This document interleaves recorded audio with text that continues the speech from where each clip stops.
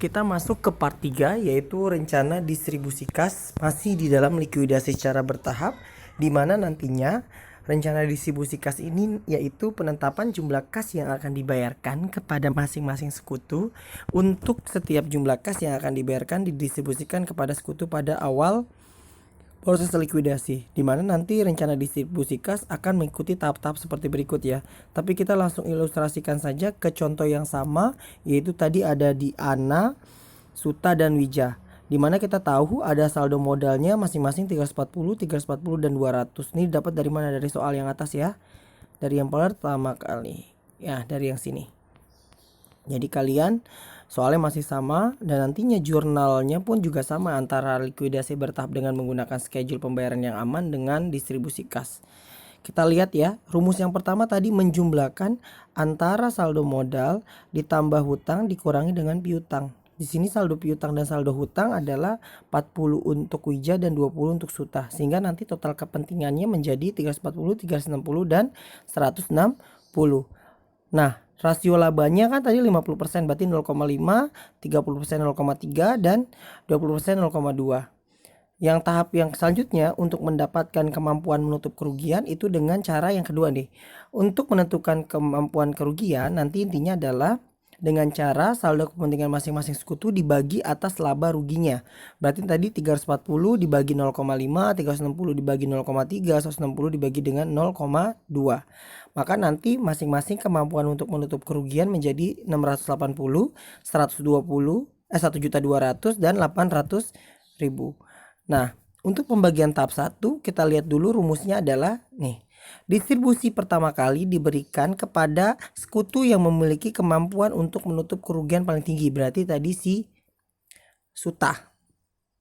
Ya. Suta yaitu 1.200.000 ya. Jumlah yang didistribusikan adalah selisih kemampuan menutup kerugian tertinggi dengan kemampuan kerugian di bawahnya. Berarti intinya adalah tadi 1.200.000 dikurangi 800 sehingga menghasilkan 400. Nah, itu berarti 400 dapat dari situ ya. 1,2 dikurang 800. Nah, habis itu dikalikan dengan bagian dalam pembagian laba rugi. Berarti 400 dikali dengan 0,3 hasilnya adalah 120. Itu untuk didistribusikan kepada Suta. Sehingga nanti kemampuan untuk menutup kerugiannya menjadi 680, 800, dan 800. Terus yang kedua, tahap kedua nih. Apabila pada saat pembagian kemampuan untuk menutup kerugian sekutu tertinggi dengan selisih antar kemampuan tertinggi dengan kemampuan berikutnya, apabila ada dua, nih sama ya berarti ya. Apabila ada dua atau lebih sekutu yang memiliki kemampuan untuk menutup kerugian tertinggi, maka semua sekutu yang memiliki kemampuan tertinggi mendapatkan pembagian kas pertama secara bersama-sama. Maka nanti sama kayak gini, 800 dikurangi 600, 80 sehingga menjadi 120 kan.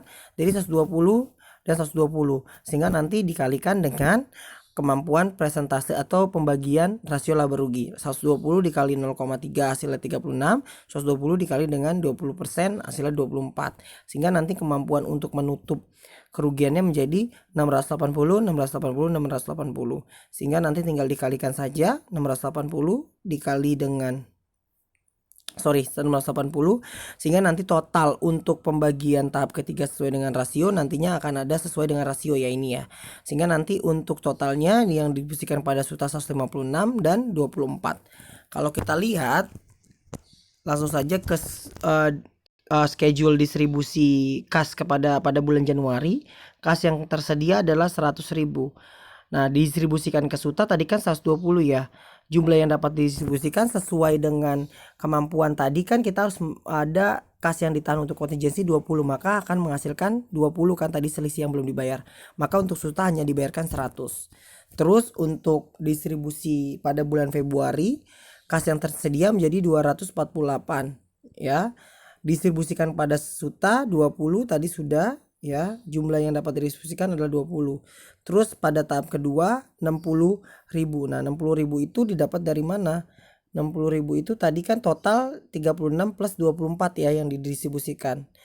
Nah, sehingga nantinya sisanya adalah 168. Nah, 168 inilah yang menjadi dasar distribusi kepada sesuai dengan rasio laba ruginya. Berarti nanti 168 dikali 50%, 84 dikali 0,35400 dan 33.600 sehingga menghasilkan sama ya, total distribusi 246 yaitu 84, 140 dan 57.600, di mana tadi yang sudah saya bilang baik dengan menggunakan schedule pembayaran yang aman maupun schedule distribusi kas akan menghasilkan laporan likuidasi dan jurnal yang sama.